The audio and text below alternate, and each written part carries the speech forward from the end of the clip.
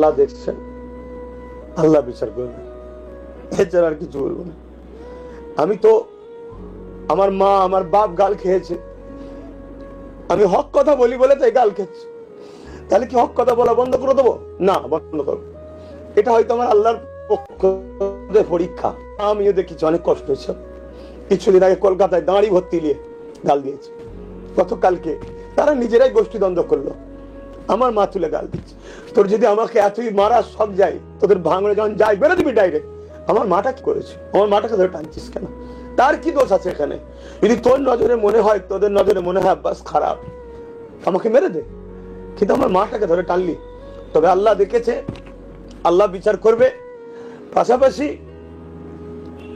আমি লড়ছি হকের জন্য, অবশ্যই আপনাদেরকে বাঁচাবার জন্য লড়ছি। এক ইমানি দিক দিয়েও বাঁচাতে চাইছি, ধর্মের দিক দিয়ে জালি হুকুমাতদের হাত দিয়েও বাঁচাতে চাইছি।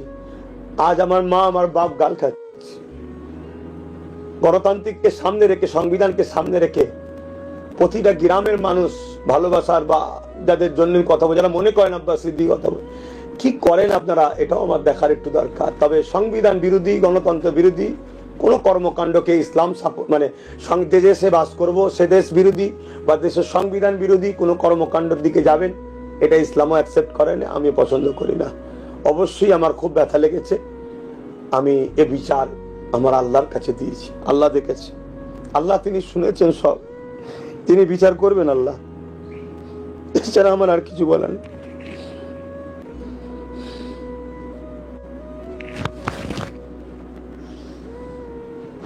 আনিস খানের তৈরি স্টুডেন্ট ফ্রন্টের ছেলেরা আগামীকাল আলিয়া বিশ্ববিদ্যালয় রেজিস্ট্রারের সামনে তৃণমূলের ছাত্র পরিষদের ছেলেদের দ্বারা আক্রান্ত। কি বলবেন? দেখুন, রাজ্য সরকার হচ্ছে মাদ্রাসার দুশ্মন। 32টা মাদ্রাসা বন্ধ করেছে, শিক্ষক বন্ধ করে দিচ্ছে। তাহলে সেই রাজ্য সরকারের ছাত্র সংগঠনের শোভা দেয় না তারা কোনো মাদ্রাসা প্রতিষ্ঠানের ছাত্র ইউনিয়ন করবে, এটা তাদের জন্য মানায় না। কিন্তু তারা জোর করে নিচ্ছে কেন? মাদ্রাসার আলিয়ার জমিকে বিক্রি করতে হবে, আলিয়াকে মিটাতে হবে, আলিয়াকে ধ্বংস করতে হবে। আলিয়া হচ্ছে পশ্চিম বাংলায় মুসলমানদের একটা পেহচান, অনেক বড় পুরাতন একটা ঐতিহাসিক মাদ্রাসা, অতএব সেটাকে শেষ করতে হবে। তাই তারা গুন্ডাগিরি সন্ত্রাসী করছে। আমি দিনের শেষে একটাই কথা বলবো, এই সরকারটা এত জুলুম করছে দুটো কারণে। এক, কেন্দ্র সরকার ইনাদের দাদা হন, কেন্দ্র সরকার আমার দেশের যিনি প্রাইম মিনিস্টার, তিনি সম্পূর্ণভাবে এই সরকারকে বাঁচিয়ে রেখেছে, সাপোর্ট করছে। ওনার যখন কিছু প্রয়োজন হয় ইনি সাথ দেয়। দ্বিতীয় নম্বর, এর জন্য যত পাপ হচ্ছে, অত্যাচার হচ্ছে, যাই হচ্ছে, সম্পূর্ণ দোষী আমার রাজ্যের প্রশাসন ব্যবস্থা একটা অংশ। আমি জানি না আমার প্রশাসন বন্ধুরা পরকালকে বিশ্বাস করেন কিনা, যে কোনো ধর্মের সাথেই সম্পর্ক থাকুক, ধর্মতে হিংসা বা জুলুম করা শিখায় না, বা অভিশাপকে বিশ্বাস করেন কিনা।